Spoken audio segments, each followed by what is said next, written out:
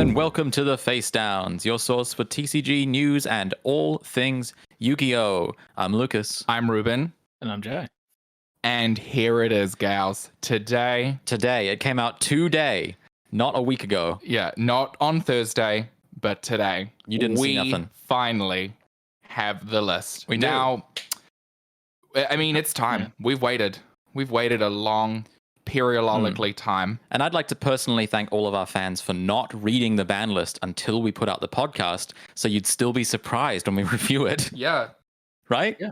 Exactly. Absolutely. So thankful to all of you who are dedicated to our listeners, who are dedicated to honest and genuine reactions, as opposed to 96 hours of consuming this content and preparing for the future format. We've not looked at it either. This is our first time. I can't wait.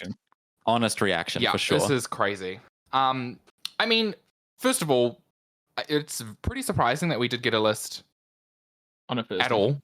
A lot of people were on a Thursday. As opposed to never. Well, a lot of people were just like, well, it's just not showing up, is it? So realistically, that's people are glad to see it. Of course, everyone's YouTube was bombarded with the classic 600 uploads of oh my god, ban list. And can I just say, YouTube content, like, I'm sorry, the clicks matter. Get your money. It gets so bad around a ban list. I just can't stand that everyone just does a ban list reaction where it's them reading the ban list. I get that it's like the thing you have to do, and I'm not besmirching anyone for it, but it's just like that whole day I'm like, I guess I'm not watching YouTube because I've seen the ban list. I know what. Oh wait, spoilers. I mean, I haven't seen the ban list. In a sort of daydream, I imagined the ban list could be certain. This bit sucks. Yeah, we've read the ban list, and this podcast is going to be less of a reaction. And more of an analysis. Yeah, because we can't outdo Team Samurai. Like, we're just not going to be able to pog as hard as that man can pog. We are not Lithium uploading videos, being the second person to upload banlist reactions on YouTube, according to my subscriber metric. And I don't have the energy to run and jump out the room when I see that Protoss is... Well, I mean... when something's been touched or adjusted on ban list. Joe's old and tired. He doesn't have the heart to pog at a ban list anymore. Needs a cup of coffee, needs to get his glasses on, needs to have a quick triple read before he can really create a reaction.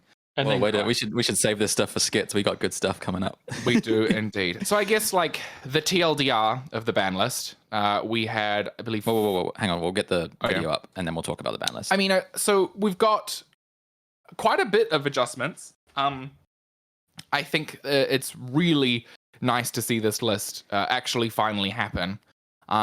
So it is effective from February 7th. So that'll be next week, actually. Today, as of time of recording, will be the 7th of Feb. So on the Monday. Notably, the next update will be in a few months. No date, no time frame. So that's another change, which is quite frustrating. I'm personally happy they've stopped lying. Like, what's the point of having a date if it doesn't come out on the date or it comes out before that date? Like, it never mattered. So I think it's fair for them. Only a week or two out there, right? Like this, we're like, when is it? Is it going to be in 5 months' time? Is it going to be in 2 months' time? Like, this does mess with Yu-Gi-Oh! That we can't preempt the ban list with content. It's just going to happen. Yeah, I mean, your safe bet will always be around the next core set. So obviously this ban list is coming into effect the week of Battle of Chaos releasing. So your good assumption could be that we might see some adjustments when Dimension Force comes out in May. So realistically, this is going to be like a nice 3-month format, potentially 4, depending on if they need to do any adjustments. But yeah, no date as to when the next adjustment will be. However, speaking of adjustments, we can start at the very top. We see Nemesis Protoss Ban. We called this. Yeah, I called this on the painful choice. This was something I absolutely saw going. 1 point for Ruben. And I think that this makes sense. Realistically, we all talked about it. It is the unfair win button. So yep, good riddance. Yeah. Next was the... Oh, yes, John? Carry on. No, it's fine. I agree. We're going to run through it quick fire. Quick fire. We're going to talk about the impacts of the ban list. We've all seen the reaction, so we're just going to quickly get people up to speed. So we had Nemesis Protoss Ban. We had Eva move from 1 to 0. 1 card plus 2. Good riddance. Get rid of the fairies. We saw the Smorgasbord of Sovereignty go, targeting protection. Stupid card. Unbelievably ridiculous. Joe, thoughts on Samorg? Sad? Happy? Cool. Anyway. Thanks, Nelson. And then finally, to be honest, this is probably the only one I want to talk about. Imperial Order banned. Now, this was something, I spoke about on the ban list. I didn't believe that they would ban a card they errated. And that was never based on principle. It's just a personal belief. Yu-Gi-Oh! Potentially maybe a bit more forthcoming with admitting their errors. And Imperial Order apparently seems to be one of them. All in all, I think this makes sense that this card in particular is going. It won a YCS, not Sword Soul. And it's crazy. The card shuts off a third of Yu-Gi-Oh! So you better get into it. Or you better not anymore because it's gone. They freaking killed that old man. Yeah. They killed him. They shot him outside like an old horse. Ray took him out bad. They were like, you've done your time. You can go to rest now. 4 bans. Quick thoughts. Anything you would have liked to see banned? Nah. It's all good. I think no. Mostly, okay. Maybe personally, Mystic Mine, but that's more to 1 than banned. So yeah, no, I was pretty happy. with it. I was pretty happy with these bans. They kind of addressed a lot of the things. Moving on to limits. But yeah, Scythe would have been good. Scythe's a good one. Verte, also potentially another one. Moving on to limits, a lot of 4 things taken off the forbidden list. Yeah, this is the Master Duel list. Yeah, this is you guys like that game? I guess we can bring some of that to the real life. So the first one was Astrograph Sorcerer from 0 to 1. Super funky, super fresh. No Electromite, so less cool. However, there's still ways to use Astrograph, and Wavering Eyes is right back in. Next we had Destrudo, the Lost Dragons Frisian from 0 to 1. Not really that crazy, I'm not going to lie. With Ancient Fairy Dragon still not being around, realistically, your next best bet is like a Yazi. And even then, it's Yazi, the freest Hulk ever. It is the freest Hulk ever. But even then, like a Yazi and a Synchro deck isn't crazy just because you need something else to pop. But I think this one's going to have like a lot of cooking to do with, like a lot of labbing, a lot of inclusions. It's cool. Yeah. I'm glad to see it back. It's great in Pendulum. Yeah, it's very good. It bypasses the VW restriction, which is nice. It lets you get access to low-level tuners in that deck, which is pretty strong. Especially if you target a 3, it becomes a 4, then you can use it and a 6 to make Baron. Yep, your Lily. Yeah. Kind of mess with that. I don't know. It's kind of a strange choice to bring back now, though. Like, I don't know. It's fine because the cost of it is kind of high, like 4K. And half the your life. the way half your life plus, but the way you're using it now, I don't know if you're using it in the way it was used before, where it just helped you set up an unbreakable board, where now it kind of just adds to the plays a little bit. Maybe? I don't know. We'll see break this in Dinorphia. Surely. Pay 25 life points, summon Destrudo. Sounds pretty cool. Yeah, surely. Then we had Fairy Tale Snow, 0 to 1. I think everyone was super scared of this and then realized that we don't have grass because that's at 3 in Master Duel. Realistically, we don't have Colossus. What?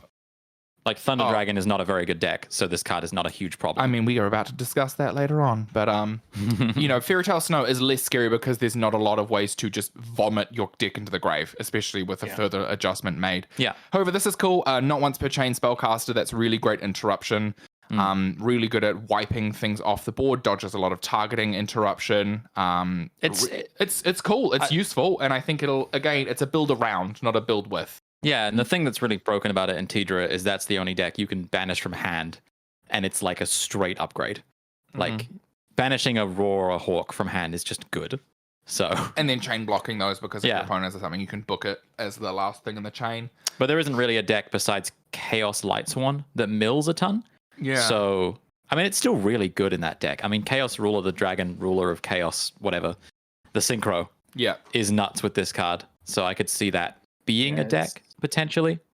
The other thing they did, I mean, I'm going to kind of spoiler alert here, is the Monster Gate and other things. Like you can't we're about to get to that. Yeah, you can't just mill your deck to the grave anymore. So it's a bit like, we'll see how it goes. It might that someone might come up with some broken deck or combo that can abuse it, but I just don't really see it myself. Yeah, Japan got 3 Reasoning, 3 Monster Gate, and 3 Snow. And 2 grass. And Infernoid's not doing too much. So we can rest easy. And then the final unhit from the bans was Lunalight Tiger from 0 to 1. This is a cool thing. This has been dead for 2 years, unfortunately. However, that was at a different time. That was 3 Tinky and a lot of Xyz running around. Zexal was a S0 Utopic Zexal was kind of nutted. And a lot more like rank 4 payoffs are probably a lot more kind of prevalent. This is still a really powerful card. Not once per turn bounces. Lunalights love to bounce their cards to reactivate Tigers. And it floats on destruction, so it's really useful. But the existence of 1 Tiger and 1 Tinky potentially limits the accessibility of the card. I mean, I've seen a lot of like Tri-Brigade Lunalight potentially running around. I think this is a cool bring back though. Like it's a build around, it's for a deck. Like again, you can't just splash it into everything. And if you want to be using normal summon Collider Chick effects, you can't use Adventure. Yeah. Moving on, Lyrilisk Recital Starling. The reason I put down the deck is that I knew they were going to nuke it, and boy did they. So not only did they put Simorg, the Link 3 that gave protection, and an Omni Negate from the deck, they also limited the Searcher, and this is kind of a big deal. It's the Draco Future play that just like becomes a lot worse in the fact that you don't get your +2 while making it. Yeah. And the fact that if you lose 1 Starlin, it's kind of hard to grind back and recover from, I suppose. So it was quite like I was surprised that they went for both at this stage, considering how new Lurilisk was. Yeah, they really only got one format to use their new support before they just got slaughtered. Yeah, I think it's now just going to be an engine again, but it's kind of sad to see. I think that like you can still play the good birds in Tri-Brigade without like the full bird up stuff. Yeah, and if you wanted to still utilize the Lureless Tri-Brigade, like Promenade Thrush is arguably potentially a better going second Xyz because it can bounce a back row. But really going first is a lot less advantage gain partnered with the ability to access such a unique negate in being Utopic Draco Future. I think the biggest thing is that unless you open exactly Turquoise Cobalt, which is not guaranteed, if they ash your first recital, that's a pass turn, like almost always.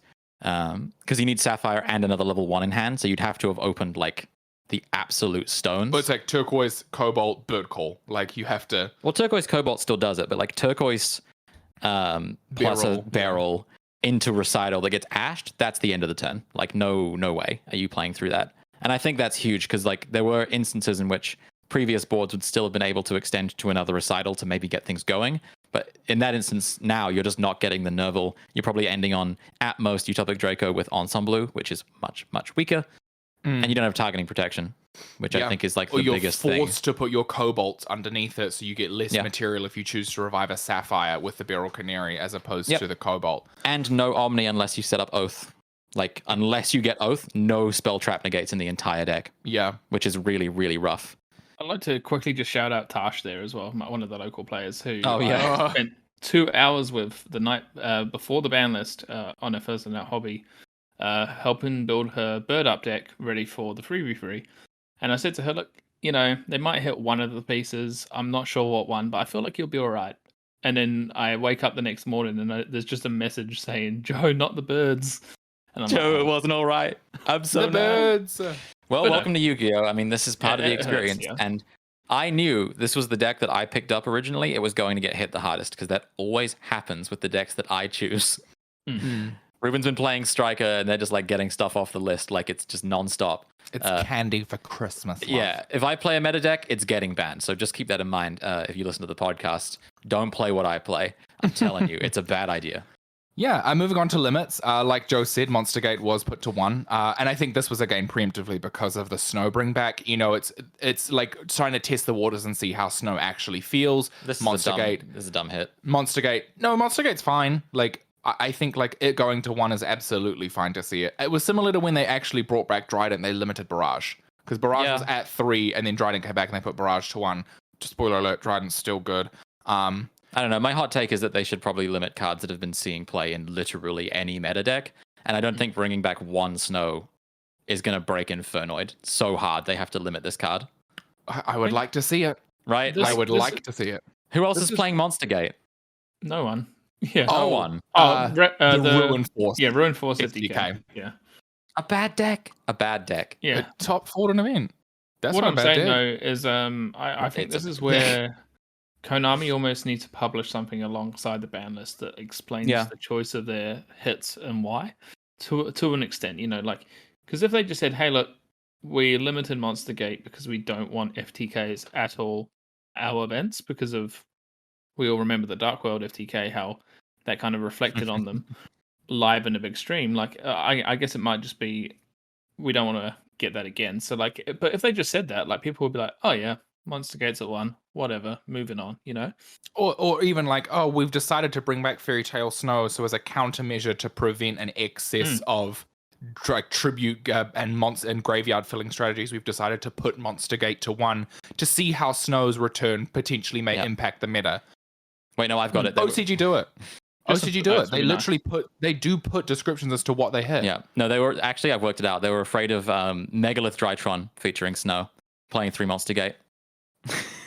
That's clearly what they were afraid of. Exactly. Yeah, milling Block Dragon. And then probably the most talked about hit on the limited list is a good old little card that says draw 2, Pot of Desires. Pot of Desires. From 3 to 1. This is an OCG hit. This is like the most Japan hit ever. It was. I can understand why. Like, because if you look at the top 32 and like most breakdowns, most people are on 3 Desires at the moment. Like every deck was on 3 Desires. Yeah. So even the ones playing one-offs were just like, eh.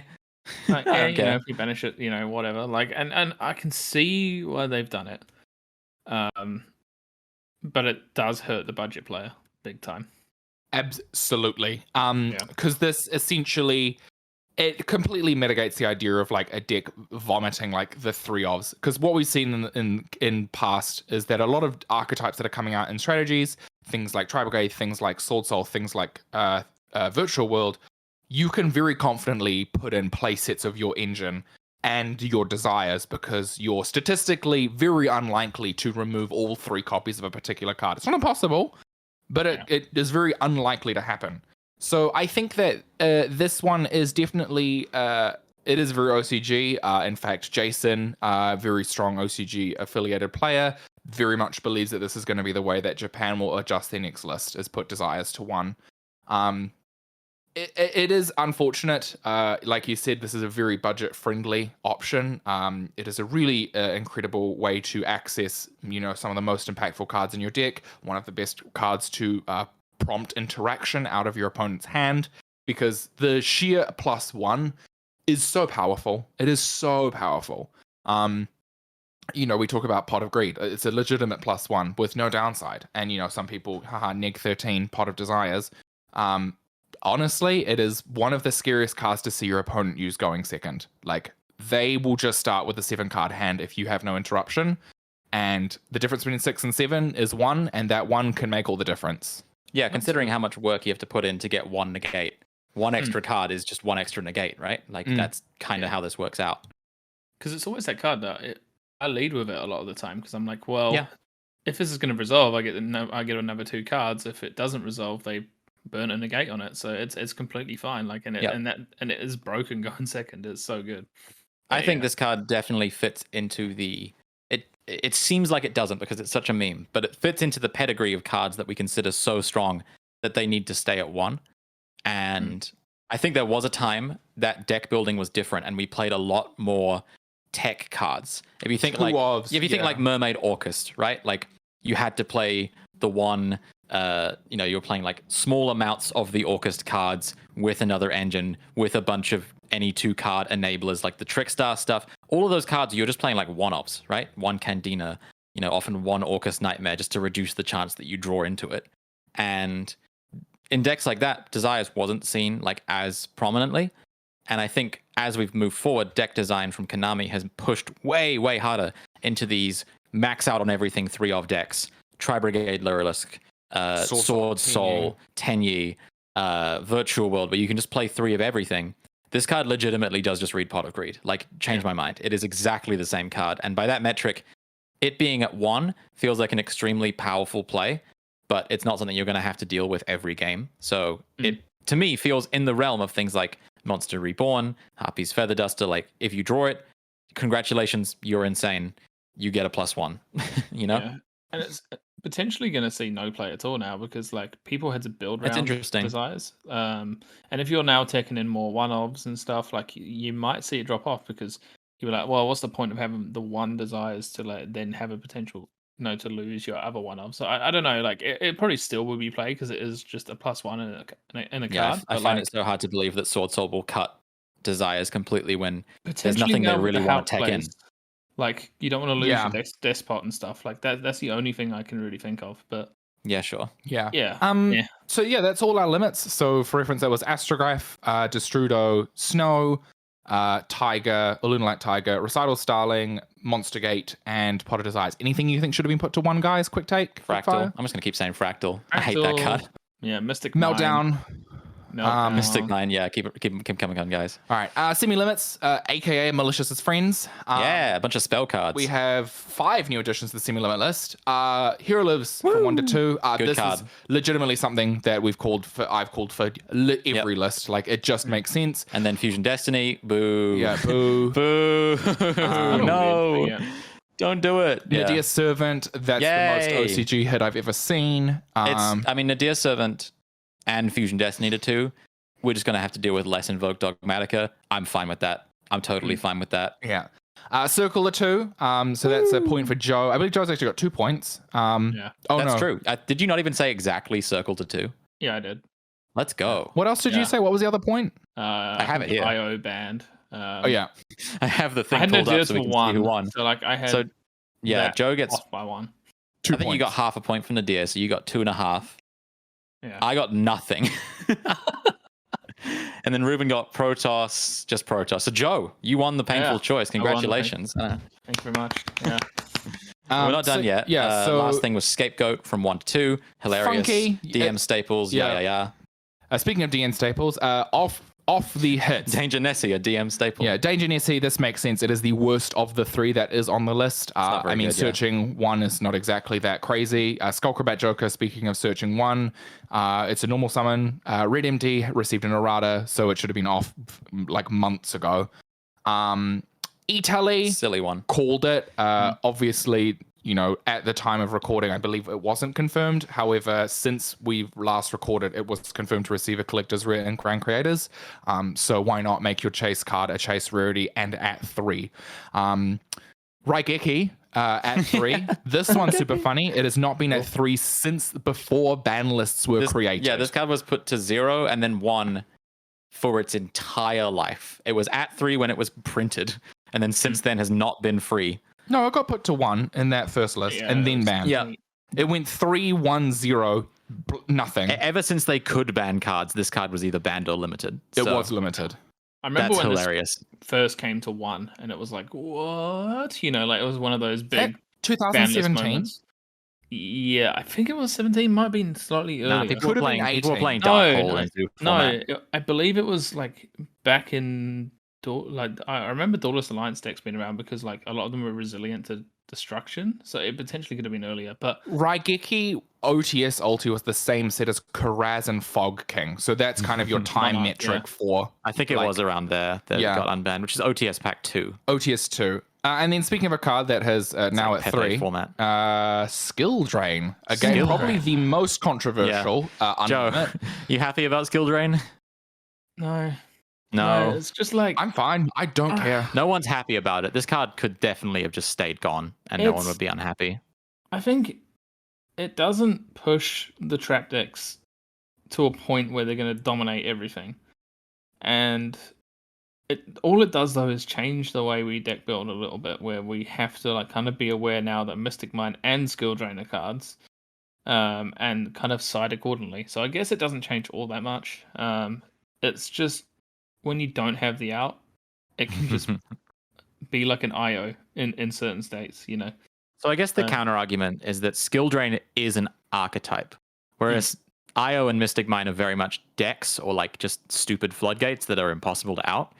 Skill Drain was always kind of seen as a deck or a tech choice, like Skill Drain Cleaforts or Skill Drain Heroes, like Hero Beat with Barbaros Barbaros. beat down. I believe literally your old deck, Joe, Yeah. was Skill Yeah, yeah. Drain Barbaros. So in that way, yeah, I can well- see Skill Drain as like a historic kind of, this was like a really cool thing, like a rogue deck back in the day when summoning a 3K and attacking under Skill Drain was enough. And while I think that's still pretty decent, I think you're right, Joe, that this won't push trap decks in any new interesting directions. This is literally just going to be an auto include in like every Eldritch deck, and that's it. Like nothing else really changes. Yeah. So in that way, it's pretty boring. Like, cool. Mm. And it just makes it so. I mean, not that like there's massive big brain plays in Eldritch, but it just reduces them even further, and it becomes like Yeah. a look. I flip my skill drain, and now I use this and attack you with my 2/5 beat stick. Yeah. Moving on, like it's just so boring. Yeah. Like, Yeah. don't do So it. that's the ban list. Yeah. Do we feel okay about it? Do we feel good about it? Yes, I love this ban list. I think it was such a well-designed one. How do you I feel it think compares to our one? I mean, our one's always going to be a lot more fun, but I feel like it was good up until the end. Like, so some of like as in skill drain. I Right. feel Yeah. like Just they skill drains very- got they you just- tilted. yeah. if they left that off completely and were just like kept that at 1, I feel like everyone would be like, wow, that was almost the perfect ban list. Like, but with it coming off, it just leaves. It was like they gave us all the nice sweets, and then they at the end just chucked in something that tastes like shit. And like that's the only way I can really think of it. But yeah, I feel like overall it was a good ban list, and I commend them for the fact that they kind of took a bit of a plunge and like, we're like, you know what? Let's try Fairy Tale Snow at 1. Let's try Destrudo back at 1. Like, at least they're trying things, right? So I guess it was good in that way. Yeah, I mean, to be honest, I'm fine. They've got product to sell that includes skill drain in it, so I don't mind. It makes sense. They've got prosperities they need to sell, so rip desires. And I personally have. I don't you think. really don't like that opinion. I don't really think don't that like that desires opinion. and prosperity go in the same deck. Like I think it's not a replaceable. I don't think they're not doing it to not sell product. I just think if you take a deck that played 3 desires and go, oh, I guess I'll slap 3 prosperities in there, you're gonna have a rough time. Yeah, especially say Sword Soul, because like Yeah. you lose your Mo Yi, and that's like protecting your Yugioh, and like that's kind of a big thing. Like you But also going have to second, wait you all lose up. your OTKs, which is desires' best friend. Exactly. Is like Yeah. desires into 7 cards and to just kill you. Yeah. I don't disagree that it's like it can be for monetary reasons. I just think, it's not like a 1-to-1 hit. That's like, oh, in the same way that Called By and Tactics seemed a little bit more close to home, I guess. I don't know. Buy prosperities. All the pots are pretty different. They are. Yeah. Prosperity, I feel like it does help with their I guess it does and it doesn't, because like from a business standpoint, like Prosperity came out in Blazing Vortex, and that's quite a long time ago now. So like trying to find them now, it just makes the kind of secondary market thrive rather than Konami's market. So with like Skill Drain, like they've there's a potential for it being reprinted and Hidden Arsenal, you guys were saying. It's Yes, it is. It was. It was a ripped to crack sheet. However, it was a DT Ultra sheet that included half of its artwork and a red eyes. Obviously, this is conjecture. This is rumor. However, it's pretty likely that in Hidden Arsenal Chapter 1 there will be a DT Ultra skill drain. And that makes sense from Konami, because they've unlimited a card and then they printed it and they're like, come get this card. And that's going to get them money. If you bring off a card like Prosperity and they haven't got a reprint in the works, it just helps the secondary market. Okay, how about this? If Prosperity's in Ghost from the Past 2, then I will shut my mouth, because then there's 100% the greediest move, and this is not to do with game balance in the slightest. I just think maybe Desires is one of those powerhouse cards that could be at 1. I just personally think it does actually fit in that category. And we're past the point of Banish 10 being like a realistic cost. It's not a cost. It's not a cost. It's just Pot of Greed. Like, come on, it's Pot of Greed. Like, it's so unfair. Anyway, something else.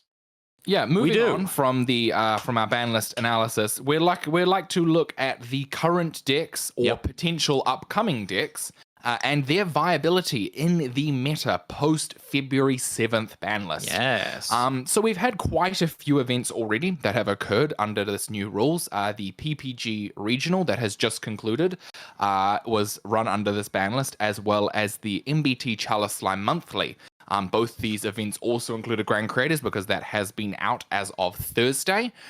So we have seen the incorporation of the Adventure engine, the newest engine to be released in Grand Creators that is truly proving its worth and holding its stamina in these kind of metas.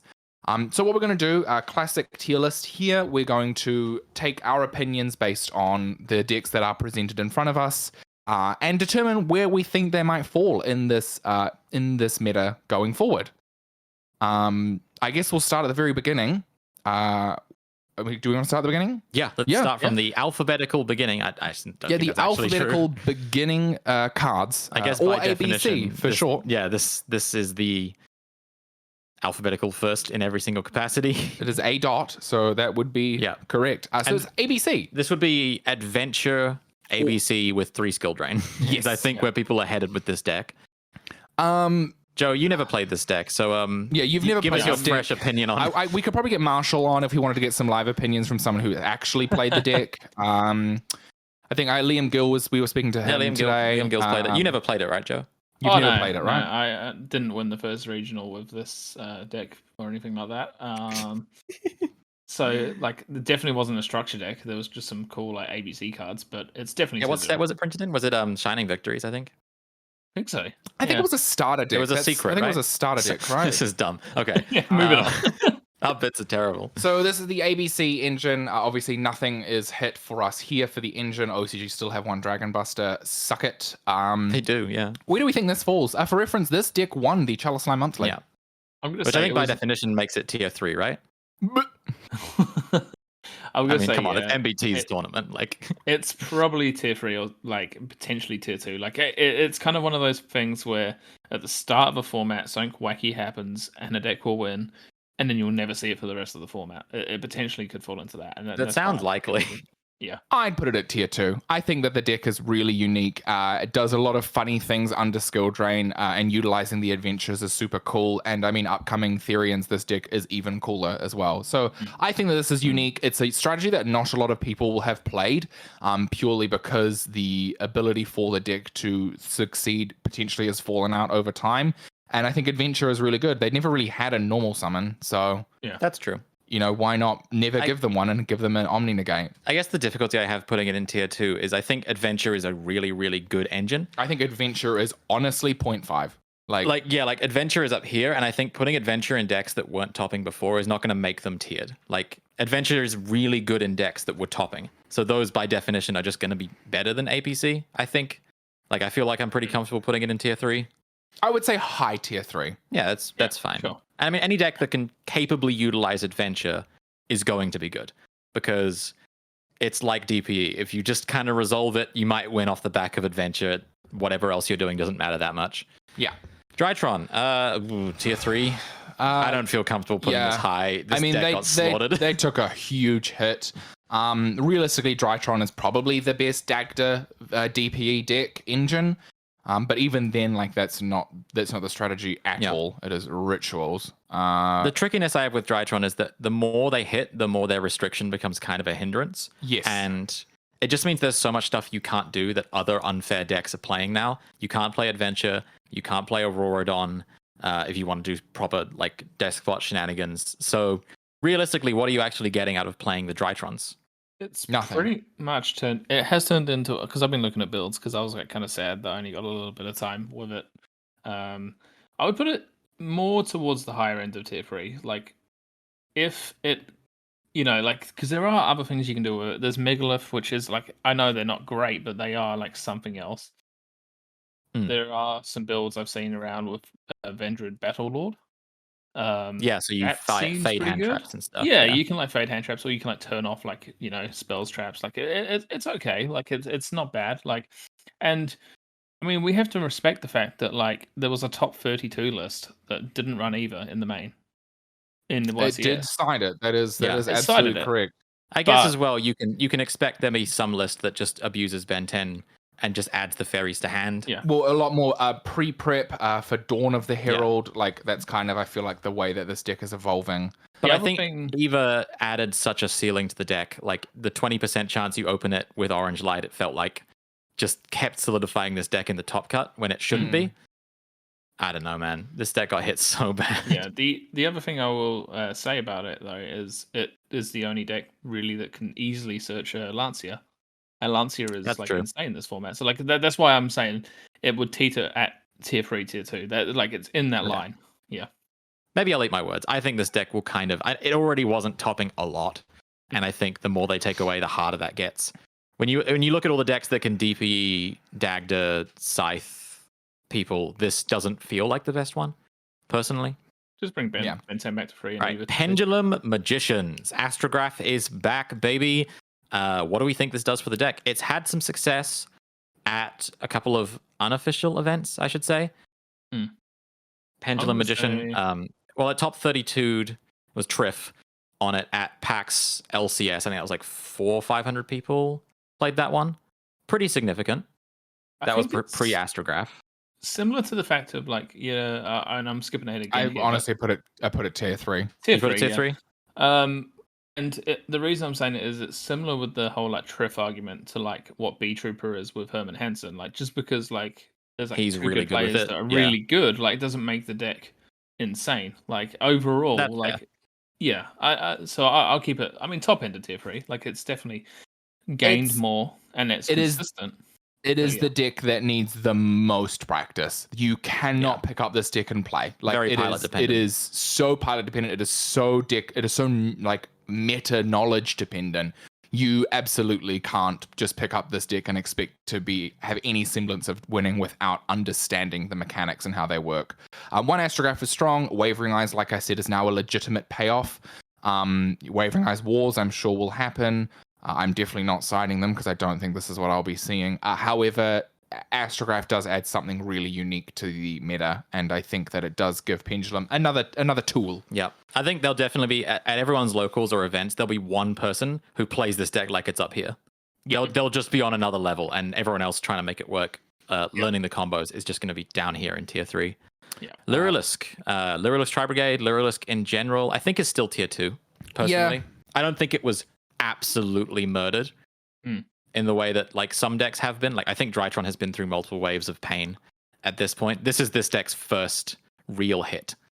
Yeah, there were some pretty good hits. There were some good hits. But I do think that Lurilisk by themselves are still very powerful. Obviously, Turquoise Cobalt still being a really incredible resource generation. Yeah, still synergizing really strongly with the Tri-Brigades. And again, kind of how it was in its earlier iteration, you didn't utilize as much of like the Recital Starlings. It was more, they were the winged beasts that you could put to grave quite quickly. They were easy Appaloosas. They were like faster board presence at the cost of pretty like little to nothing. This deck went from 1 to 2. Like I think that's fair, and it'll evolve. Like there will be a new combo.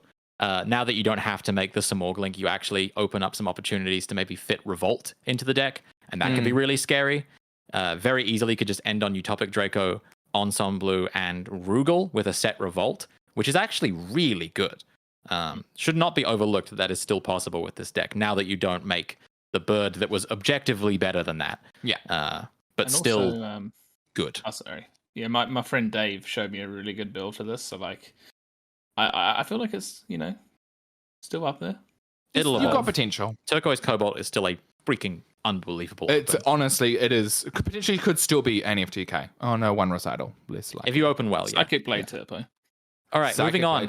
This is the first kind of adventure, I guess ABC as well. This is just adventure pile. So it's bad. Adventure Synchro. No, this is like adventure plus Aurora or adventure plus some. Like you're not really playing a deck. You're just playing good stuff, but you back it up with a Griffin Rider before you do it. I would probably go 1.52. Like I don't think this is 1.5. It's good. It is good, but I don't think it. I think the stuff that combines it and has synergy is just going to be better. I'd probably go 2 then. I think that the way that this deck plays and its interaction points are different to what is in the meta right now. People aren't on Ogres, people aren't on Lanciers at this moment in time, and those are 2 cards that really strongly hit this engine. Being able to establish an Omni Negate basically for nothing is incredible. As well, I'm sure we'll get to further on. Some decks really need a generic discard outlet, and Fateful Adventure is just that. And I think that that's something that a lot of decks may not be potentially, able to. Were not something that they were able to access previously. At the cost of no normal summon effects, this isn't for every deck. Absolutely not.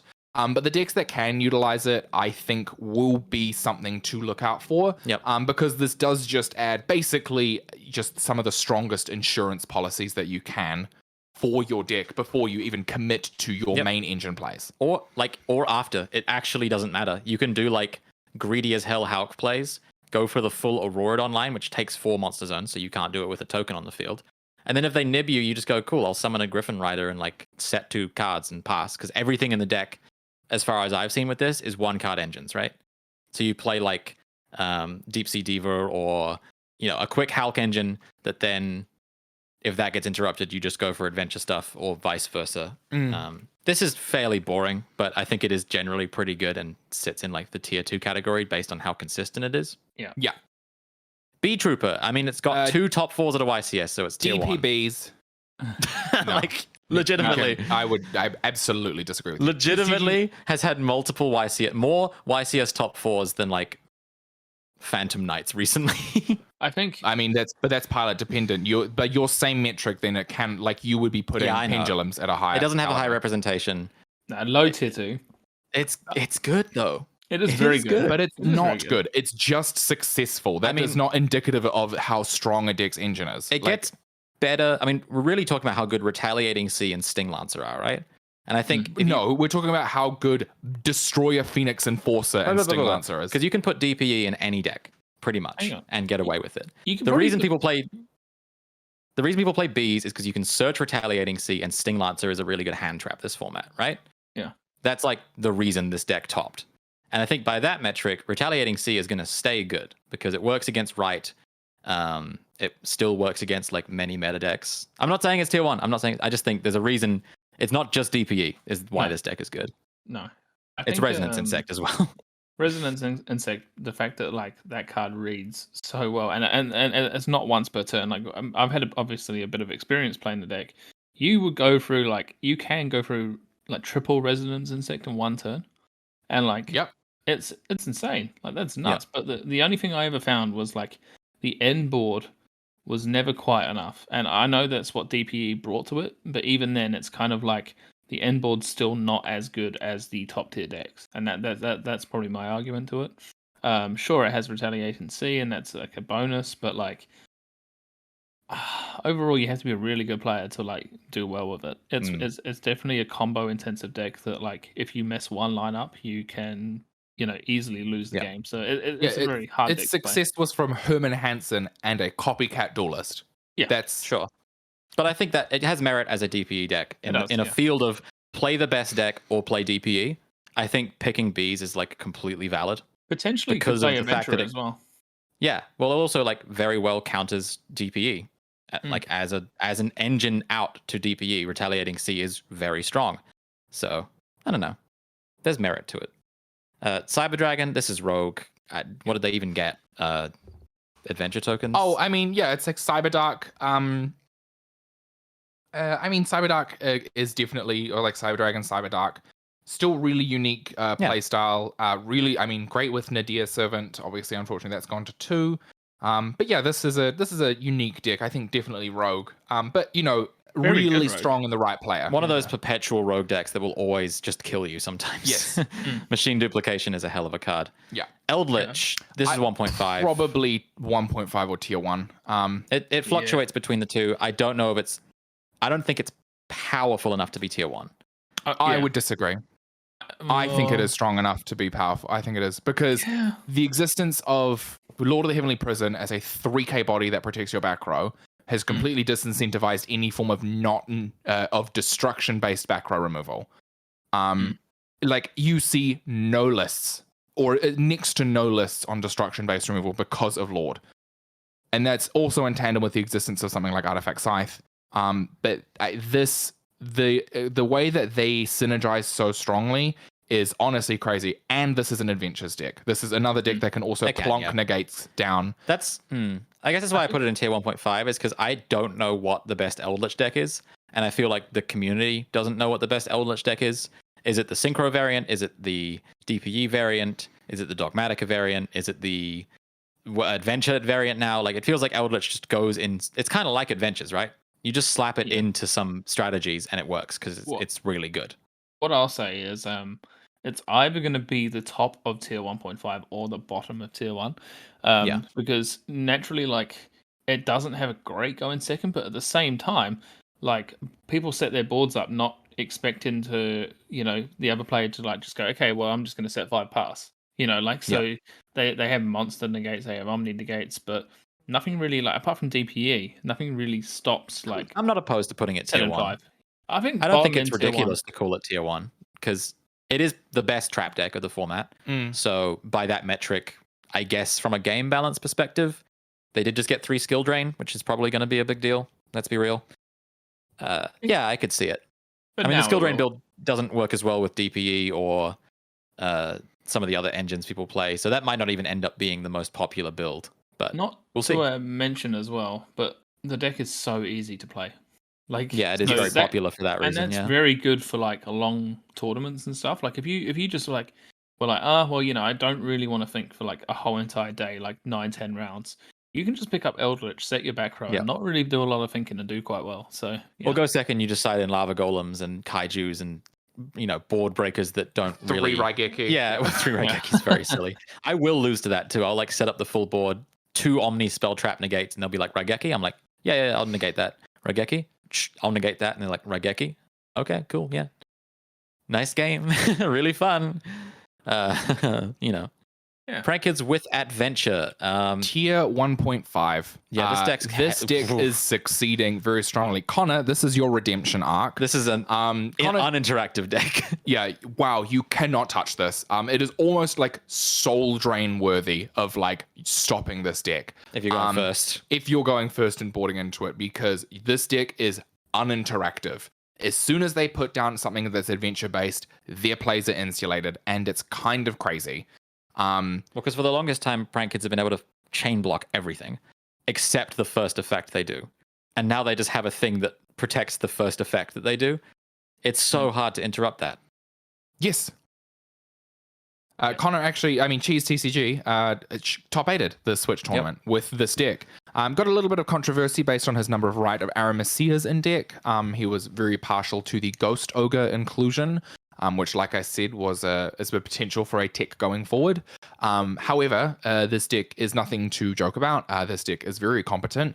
And I believe it, again, top 16 or potentially even top 8 at MBT's Chalice Line Monthly. So did well. This is an engine. This is a synergistic pairing that really is something to look out for in the hands of of a right player. But even then, like, it's not too brain consuming. It's not too skill intensive. Obviously I might get roasted for saying this, but it's like Salamangreat. I think it's definitely something that the more you know, the better you are. While that metric could be applied for honestly every single deck here, Prank Kids is a bit more kind of user friendly.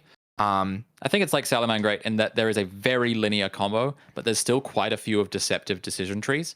Like in Salamangreat, it was always, what do you dump off Gazelle? What do you get into rotation? Do you prioritize the traps, or do you need recursion? Do you need recovery? Like that game, that deck was always playing for the turn 4, turn 5. And I feel like Prank Kids are kind of similar, where I'm seeing Connor start to adopt combos where you use the Fansies dump on like a second copy of Pandemonium or a second copy of Place, so that next turn you can add it back and do all this stuff to kind of like stay in the game. So it is deceptively simple, but quite a nice deck to pick up, I think, if you're learning the game. Yeah. Another player shout out as well would be to Andrew Dudson as well. Like, he's going to be scary with this deck. Like, because we saw him with play. Yeah, with Mystic Mine especially still at free. So if you one consolation, Prank Kids with Adventures can't really play Mystic Mine because they will have the token on their field. Yeah. So some consolation there. That's right. Next up, this kind of breaks my heart because Wanderees is like a week out from getting really cracked, but it's like bottom of tier 2. I would honestly put it like mid tier 2. I think the dissolution of Lurilisk Tri-Brigade and the redundancy or the lack of fairies in Drytron is prompting Droll to potentially leave the sideboard. Yeah, also Barrier Statue got a lot better. Yeah, Barrier Statue got a lot better. And Floowanderees is a deck that was really only crippled by its inability to find its cards and the existence of Droll. Yeah. And I think that those two things are being mitigated once Battle of Chaos and this ban list come into effect. I think Flauanderies and the advent of Adventures is exactly the card they needed. Here, so I would put it at around low tier 1.5 with the premise that it is going to include the new card. We'll wait. I mean, there'll be another tier list when that comes out sometime. I mean, looking towards OCG, like I looked last night, and Flauanderies is right up there. Like it's tier 1 at the moment. Like, and yeah, it's crazy. And not to mention the fact that Scythe Turbo is going to be one of the most popular decks, and it just doesn't. Nice one, buddy. Yeah, so good one. I throw away my extra deck. I don't need it. Yeah. Yeah, so I think Flauander is post batch is definitely could push even into the tier 1. Potentially. Depends on how the format shakes up. It's not a very good deck going second into the adventure token stuff. So, we'll see how it goes. For now. Cosmo, Rogue. Fun Rogue. 3 Telly. Tin Can Turbo. 3 Telly, baby. Woo! TCT, you can play. I'll respect someone bringing this to a regional. I will. Greg, I'm not going to laugh at it. This is a call out to Greg in particular. I would like to see you back at regionals playing Cosmo because this is absolutely the kind of the 3 E-Tellys I would like to see. It's just good. I mean, it's a good deck. Someone tag him. Tag out into a ship. Yeah, tag out into pilot. Yeah, into ships. One other small thing I will say about Cosmo is they also really do benefit from DPE as well. Like the fact that you can hop a Dark Destroyer and an opponent's monster and then float down. It's pretty cool. Oh, does Dark Destroyer? Is it only opponents can't destroy? Yes. Oh, that's kind cannot be targeted or destroyed by your opponent's card. That's kind of nice, Joe. That's kind of slick with it. Yeah. Heroes, Rogue. But again, cool. 2 hero lives, really unique to Diffusion Destiny, where... Can we just watermark these two in the Rogue deck category? Because I feel like these 2 GX decks are just like eternally in this little Rogue category. Hoping to get relevancy one day. You'll get the structure deck soon. Don't worry. Yeah. We'll be good. I actually have our previous tier list up on the other screen at the moment. And we had heroes at tier 2 last time. So they have fallen... Well... I mean, according to Konami, it is a hero striker and a hero. That's true, actually. Let's put it in tier 1 because DP is the best card in the format. Yeah. Look, I still think heroes do hang with these decks, like for real. Oh, yeah. But it's not going to get above Rogue. No. I'm just I love to pilot the deck. Tri Brigade unhit. Tier 1 for pure try. I can't help it. This deck is still so good. It's so good. Like DPE Tri Brigade got 0 hits. No, the only thing I'd say one Fusion Destiny. Yeah, it won our regional.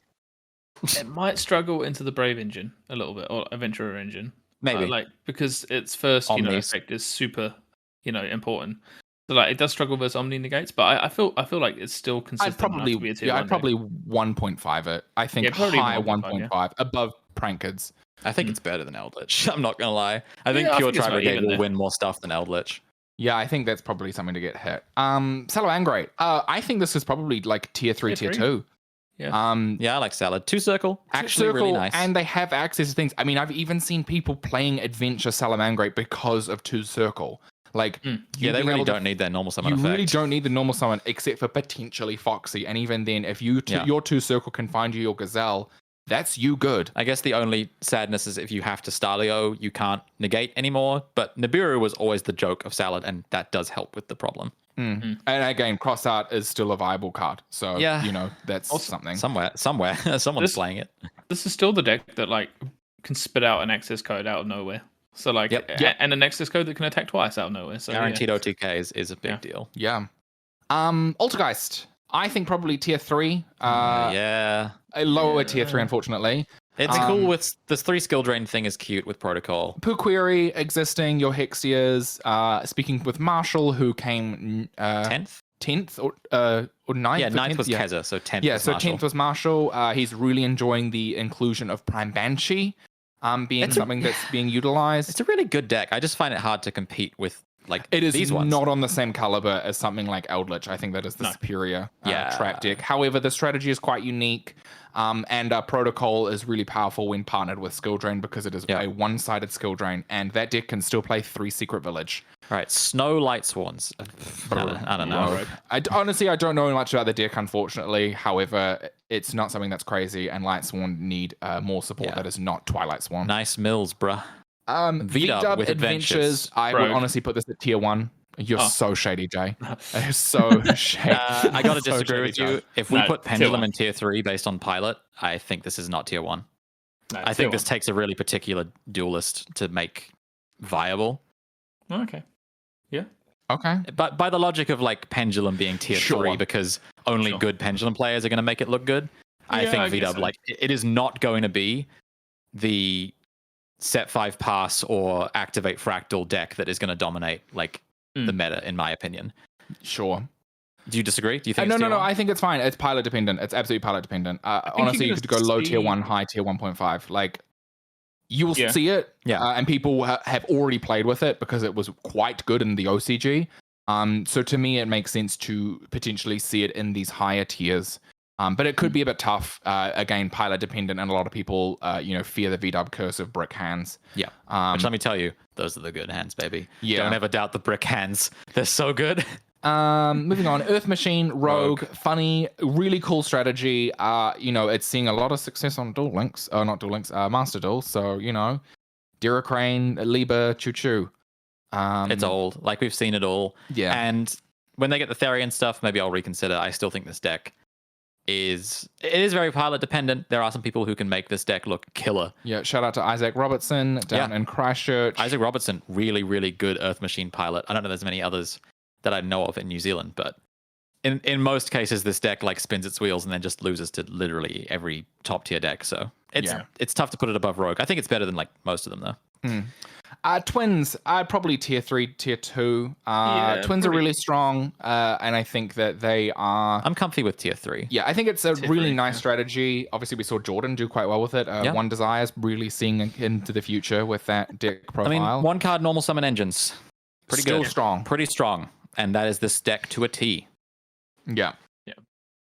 Dangers or like Monster Rogue. Turbo Rogue. Not good enough. It's not scary anymore. It's just not scary. If they put every danger to 3, maybe this starts to creep up as a strategy, but nah.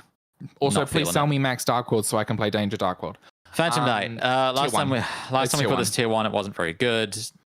Screw it. Let's just put it back up there again. Maybe this time people will play this deck.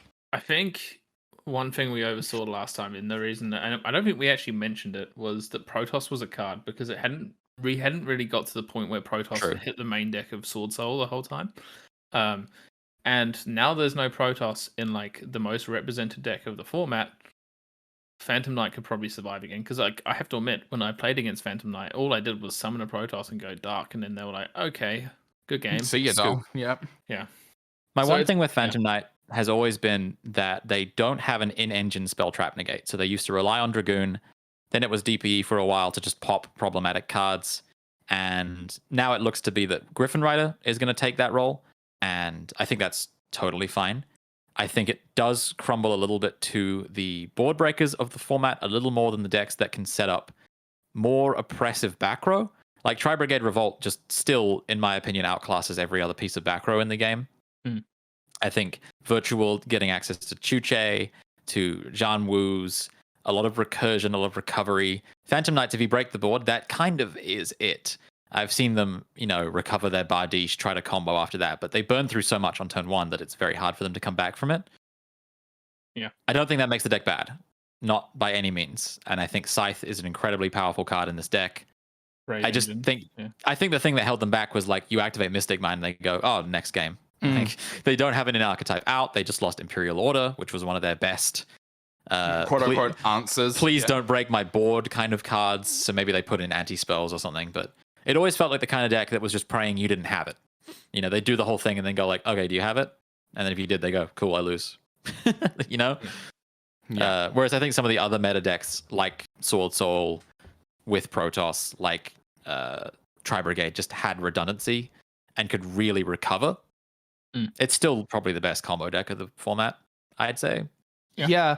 Notably, this deck is now 3 cards to start if you are on Adventures, because Tour Guide cannot be played if you want to play Adventure. That's true. So and you have to burn your Cherubini sometimes. You do have to consider your extenders. Obviously, 3 Tally is a godsend for any level 3 strategy, such as PK. But yeah, the removal of Tour Guide in favor of Adventure can potentially be a bit more crippling than I think people can give PK credit for. However, the strategy is still quite strong and can pivot quite easily depending on what's meta relevant. This is probably the only deck that can afford to run like adventure and DPE and an engine and just play some like 46 card pile, which is kind of scary. Yeah. Next up, Punk, new release. It's definitely just Rogue. Ruben, I know you like this deck. No, I really like it. It's Rogue now. It gets better in the future. It's kind of gimmicky and it just falls to literally everything. Unfortunately, it needs its normal summon effects, so yeah, it's just not happening. Striker's For now. Striker's probably tier 1. I'd probably put Striker at tier 1. I think DPU Striker has pretty much topped every single major event. Sorry, did you mean Hero Striker has topped pretty much every major event. It hasn't been winning a ton of them, which maybe it's down here. I mean, again, Sky Striker is hand dependent and it is pilot dependent. It's a little bit high roll. Like your deck doesn't have a reliable backup plan if you don't draw the Striker part. If you don't draw both parts, you are on the back foot. It kind of reminds me of Invoked Dogmatica when they only open a third or half of their deck. It's just so much worse. And Sky Striker very much feels like, Ray plus Fusion Destiny is insane, but it's a little high roll to expect to open that every game. So it struggles a little bit going first, but it is the best thing to be doing alongside DPE, I think. I would agree. One thing I'll say about Striker and Phantom Knight to that extent is like I'm kind of bored of seeing them up the top, but I have to agree with the fact that they are up the top. Like I just Eternal format needs to die. Like, it's coming back. We got 2 circles. It's literally like Eternal format is like trying to rear its ugly head again. Well, not ugly head, but you know what I mean. Like I don't know. I'm just kind of bored of playing against Striker. It doesn't help. I think I got to move this down to 1.5. Yeah, I think so. It's high 1.5. It feels like high 1.5, but like these 3 decks just seem better. Like if I sit down against Eldritch, I'm like, I got a good shot at this. If I sit down against like these decks and they win the die roll and just pop off, I'm dead. So there is that. Invoked variants.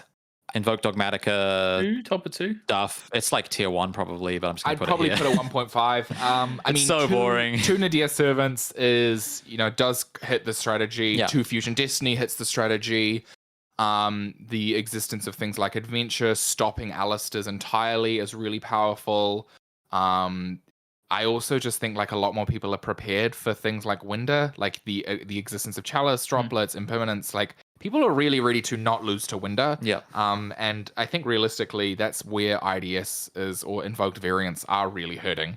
I think tier 1.5 is very comfortable because that deck does still keep showing up. Keep winning events. Someone at an event will just draw a Nadir Fusion Destiny every game, even though they're at 2. It just feels that way. They still have Schism, like, and that's a huge card. Like, yeah. So like, I agree with that. I was initially thinking 2, but like the fact that Nadir Servant is still at 2, it's not really. It's not so much bad. Of a drop. It's not so like bad. I'm less afraid of it because I don't think they're going to open the 3-card Exodia as much. Yeah. Shark Control. Probably tier 3/Rogue. Like I think this is like it goes and match. Kragan is still like stupid, so I'm not opposed to this being. I'd probably keep it tier 3. The shark cards are nuts. Is it better than say like Salad, Outergeist, and Drytron though? It's better than Salad. It would be better than Salad. It's not better than Drytron. So maybe it's not better than ABC. I like a bottom of tier 3, but I think this deck is real and you have to respect it. It's not exactly a deck that I mean, I guess it's Rogue, right? It's not a deck that I expect to see a ton of, but I do expect that when I play against it, it will be a real match. It's not going to be like, oh, if they sack me with the high roll like Hero or Cosmo, I guess, then I'll lose. Like this deck's game plan is good enough to win a game. It is non-targeting Trident plus Floodgates plus insane extenders, like some of the best extenders ever printed that really should not have been printed.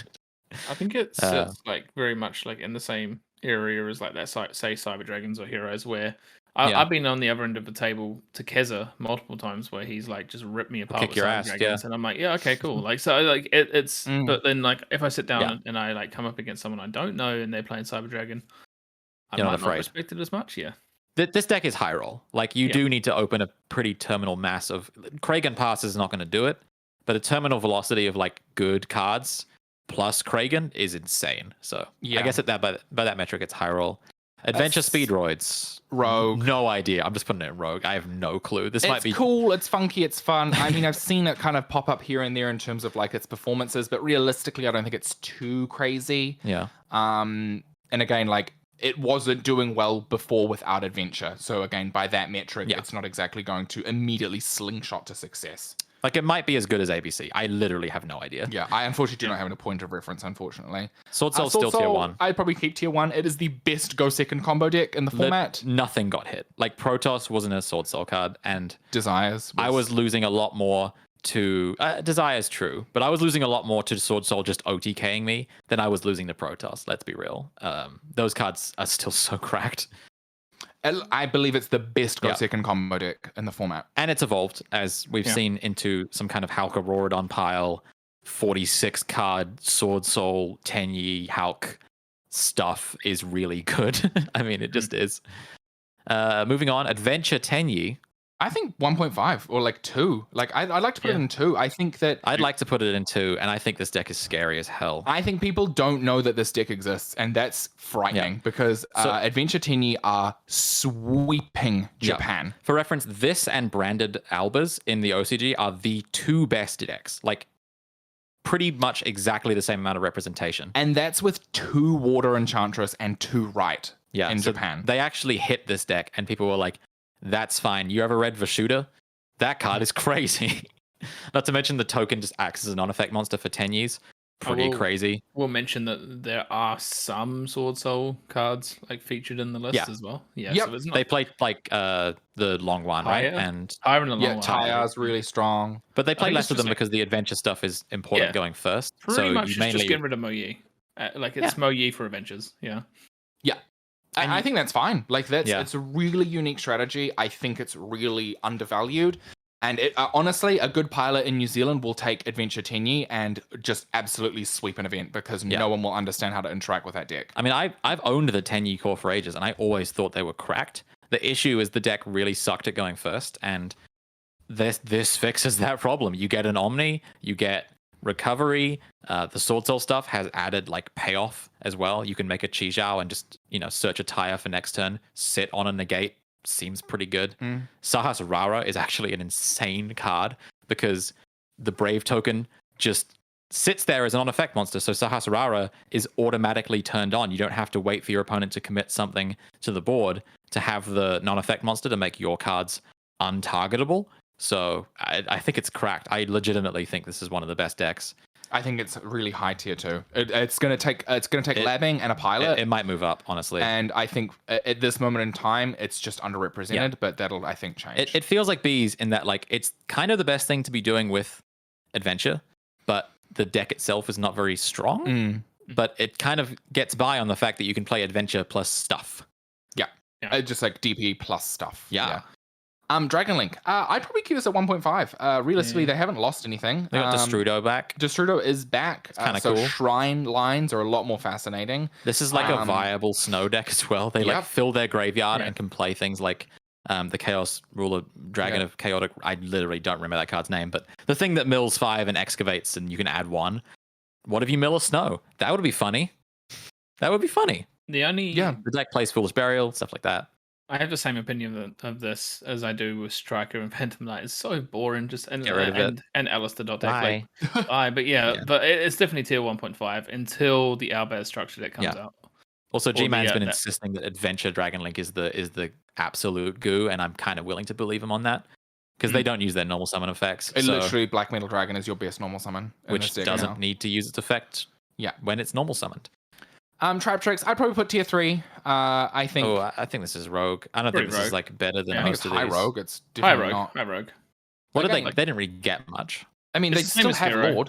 Like it's the same it's the same concept. Like the deck didn't really gain anything, but it surely didn't lose anything. Also, it's not better than Geist. It's not better than Geist. No, and Geist is tier 3. So I think Lord and Alamiris. A lot of people are on like Ragekis, so you can trigger Alamiris as effects. There's a lot of plays with Trap Tricks, but potentially high Rogue / low tier 3. And then finally Dinos. Smaller events, but Dinos. I'd probably put Rogue tier 3 Rogue. I'm I still respect Dinos as a tier 3 Because the deck. Scrap Dino engine is Yeah. still really powerful. Not to mention that Dinomorphia are about to come out, and That's that true. can influence the deck's build. Sets a counter trap from deck, cannot be overlooked, is very good. Yeah, I think that that's definitely something to not overlook. That's fair. And yeah, the scrap Dino can still very easily get to your Appaloosa protection with Dolka, with Alagia even. Yep. This deck is definitely something to look out for. And I think if more people kind of start cracking on with the Dinomorphia strategy, I think dinosaurs could definitely creep up. It's just a new build of Dino as opposed to the conventional baby Ovi lines. So do you think, I mean, looking at the top list now, are these the 4 best decks, or is something up? Are we messing up somewhere? No. I think Does this look correct? I think it's Are these going to be... Yeah. it's right, but like there could be movements. So like as in those I'm ones kind of thinking in tier Tri 1 Brigade's too high now. I don't know why. It just feels like... yeah, I don't know. Like, It doesn't I feel like quite as scary. it's not scary as the top three. Maybe we put that tier 1.5 as well. Like in all honesty, because I feel like all those tier 1.5 decks are really good, but like the tier 1 decks that we have there are just like kind of another level up in a way, you know, like Yeah. I guess Yeah. I feel almost that these are the decks that I feel comfortable saying will win stuff. And these are all the decks that I'm pretty comfortable saying are probably up here. Right? Like, yeah. this is what the format kind of looks like. And it's just hard to determine out of these 9 decks which ones actually sit at the top of the roost. Because you might be right. VDub might actually end up being like the best deck. I just personally have been watching that deck be really good for several formats and like have no one play it.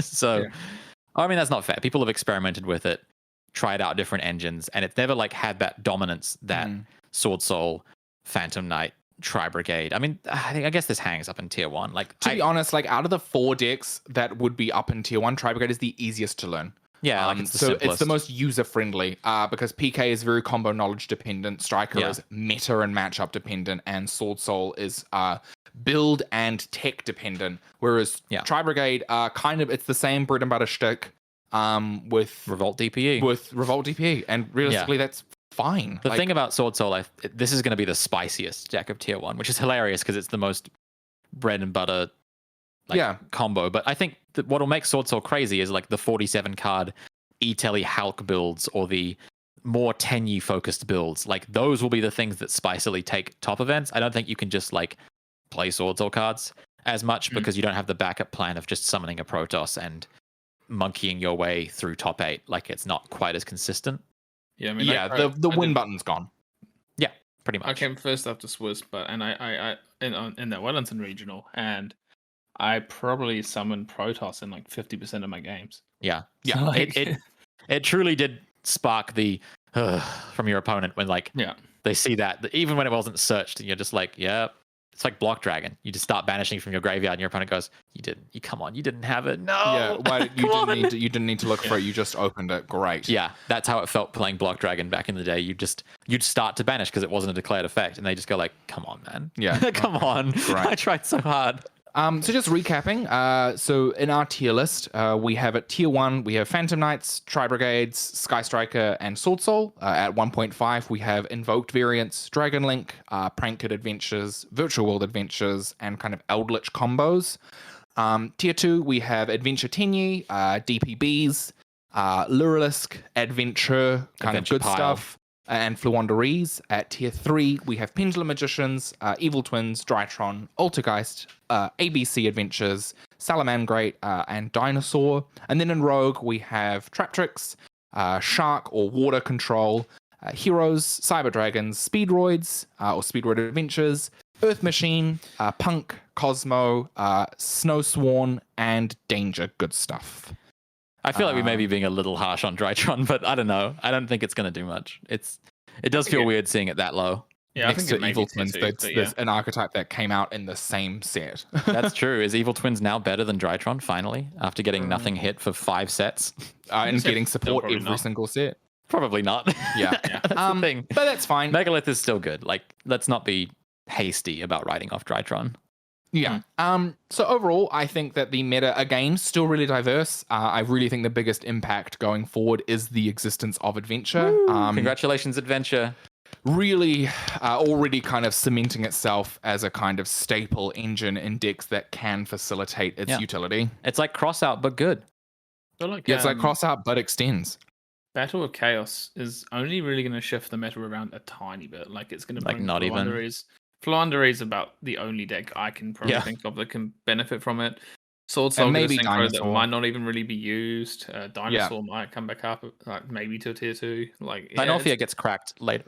Dynamorphia. It's been topping in the OCG with like the think pure stuff, but yeah, the that's a while following away. set after Yeah, it will have a much bigger impact. It's quite Yeah. tough because, like, we've seen Battle of Chaos, and I mean, spoiler alert, we could probably do a set analysis as another episode, but it's not really the hottest. About 30 minutes of that, and then we'd be like, yeah, that's about it. But Dimension Force is truly shaping up to be a set that a lot of people are interested in. It's again providing a lot of support for these, especially Dynamorphia. It actually gives it a really solid payoff.